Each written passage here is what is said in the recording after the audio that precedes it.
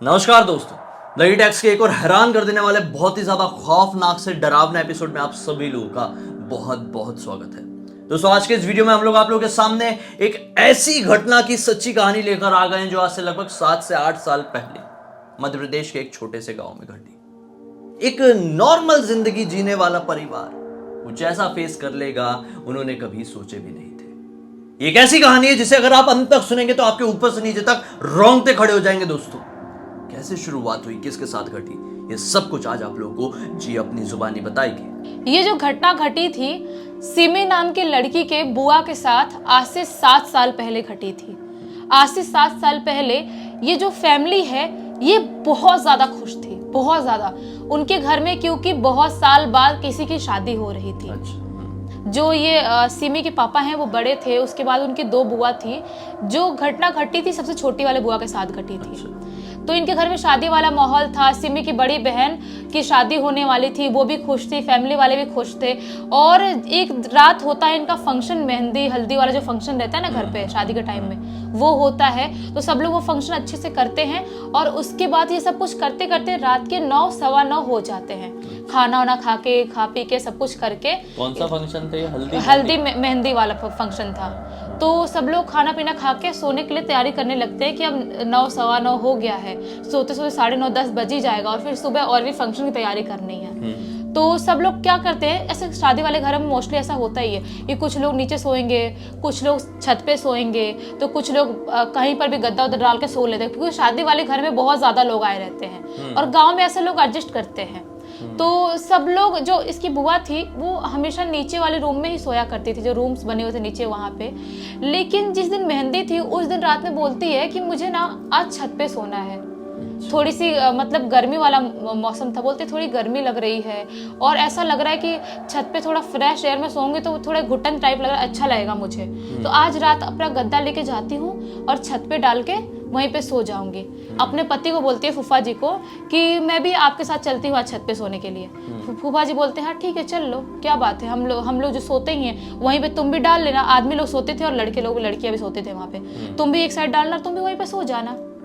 अपना गद्दा लेके जाती है और सब लोग क्या होते हैं कि छत का एक साइड जो था ना, बीच वाले साइड में सब लोग सो रहे थे और जो दूसरा वाला साइड जहाँ पे एक कोना था, वो कोने वाले साइड पे बुआ अकेले सो रही थी छत पे।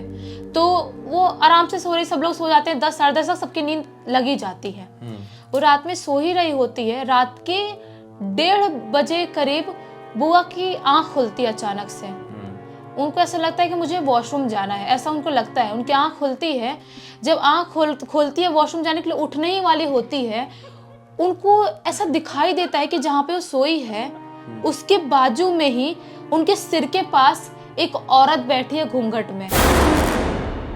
में, उनके सिर के जस्ट सिर के पास बैठी है घूंघट में। अचानक आंख खोली और किसी को ऐसा घूंघट में देखी तो बहुत ज्यादा घबरा गई। उनको समझ में नहीं आया कि मान लो तुम यहाँ पे बैठे हो और यहाँ पे मान लो सोए हो तुम, और तुम अचानक आंख खोले और मैं तुमको घूंघट में ऐसे दिख गई। उनको ऐसा लगा कि मतलब कौन औरत आ गई घूंघट वाली, हमारे घर पे कोई ऐसी नई बहू तो है नहीं जो घूंघट लेके ऐसे बैठेगी, आखिर औरत कौन आ गई। और रही बात बड़ी दीदी की, तो वो मुझे ऐसे डराएंगे नहीं रात के 1:30-2 बजे, शादी वाला माहौल है, सब लोग थक गए, तो आखिर ये है कौन। उनको पसीना आने लगा, सोचने लगी आखिर क्या है। और जो बैठी थी औरत तो कुछ रिएक्ट नहीं कर रही थी, बिल्कुल भी रिएक्ट नहीं कर रही थी। वो सोचती है मैं पूछूं नहीं पूछूं, अभी पूछने के लिए सोच ही रही थी कि मैं से पूछती हूँ कि तुम कौन हो, तभी अचानक से वो वहीं से गायब हो जाती है।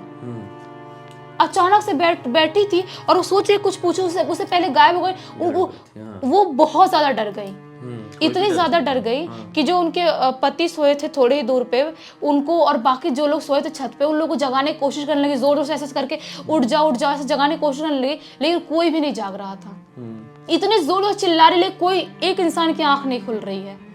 उनको समझ में नहीं आया कि आखिर मैं जगा रही हूँ, मेरी आवाज इतने लाउडली बोल रही, कोई सुन क्यों नहीं रहा है। बहुत डर गई। वो भागते हुए सीढ़ियों से गई नीचे, और जो उनके मम्मी पापा थे, जो बुआ के जो दादा दादी होंगे वो, और भैया भाभी बाकी सब लोग उठाने की कोशिश करने लगी कि उठ जाओ, सबको उठाने की कोशिश करने लगी, चिल्ला रही है, पूरे घर में आंगन में चिल्ला रही है, लेकिन कोई नहीं उठ रहा है। इनको समझ में नहीं आया कि आखिर कोई उठ क्यों नहीं रहा है। मैं इतनी जोर से चिल्ला रही हूँ, लेकिन अब इनको एक चीज क्लियर हो गई थी कि जो भी एंटिटी थी जिसको मैंने देखा था वो कोई नॉर्मल औरत नहीं थी। उसने कुछ तो किया है, सबको वश में कर लिया, जिसकी वजह से किसी को मेरी आवाज नहीं सुनाई दे रही है, कोई उठ नहीं पा रहा है। उनको ऐसा लगने लगा था कि अब शायद मैं नहीं बच पाऊंगी। जो भी एनर्जी है मुझे अपने वश में करने की कोशिश कर रही है, तभी मैं कुछ नहीं कर पा रही हूँ। अभी वो सोचती है आंगन से जाने ही वाली होती है, वो क्या आंगन में उनके एक झूला लगा हुआ था, वो देखती है कि झूला के ऊपर वो औरत बैठी हुई है। झूला जो ऊपर औरत बैठती है वो झूला के ऊपर बैठी हुई है। अब वो इतनी ज्यादा डर जाती है, अभी कुछ बोलती ही वो औरत का जो घूंघट इतना यहाँ तक था वो ऐसे उठाती है, उसके बाद उसकी शक्ल बहुत ही ज्यादा खौफनाक दिखाई दे रही थी।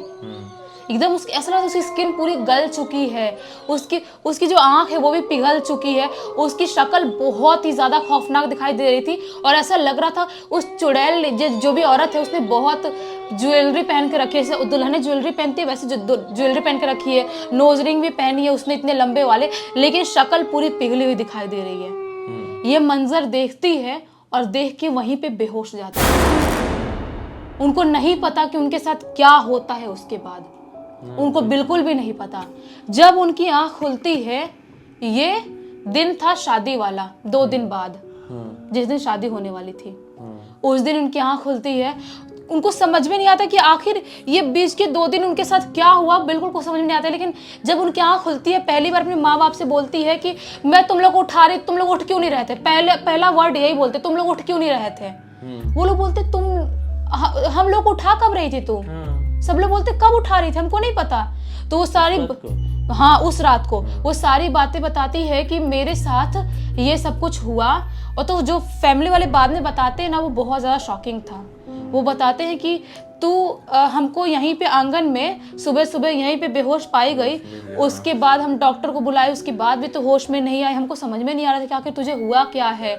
उसके बाद एक बार होश में आई भी तो अजीबोगरीब आवाज़ में पता नहीं क्या क्या चिल्ला रही थी, अपना सिर विर पटक रही थी, हमको बिल्कुल समझ में नहीं आ रहा था। उसके बाद डॉक्टर दिखा रहे, होश में लाने की कोशिश करे तो 2 दिन से होश में नहीं आ रही थी, पता नहीं क्या हो गया था तुझे, और तू आज जाके होश में आई है।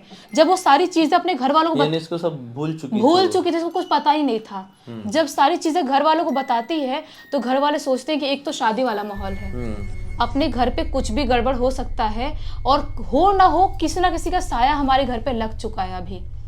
तो इनके घर के पास में एक पुजारी जी थे, सोचते हैं उनको बुला के घर में कुछ शुद्धिकरण, गंगा जल एटलीस्ट छिड़कवा लेते, कुछ तो करवा लेते हैं कि शादी ढंग से हो जाए कम से कम। हाँ, तो पुजारी जी को बुलाते हैं। तो पुजारी जी बताते हैं कि ये जो बुआ थी बोलते हैं कि उस दिन क्या कपड़े पहनते, कपड़े ला के दिखाओ। जब कपड़े दिखाते हैं सारे उस दिन के, तो बोलते हैं साड़ी में हल्दी लगी हुई थी। तो और जो ये चुड़ैल आत्माएं जो होती है ना, परफ्यूम, हल्दी और शादी वाला माहौल जो होता है ना, ये इन सब चीजों से बहुत ज्यादा अट्रैक्ट होती है, खुशबू से अट्रैक्ट होती है बहुत ज्यादा।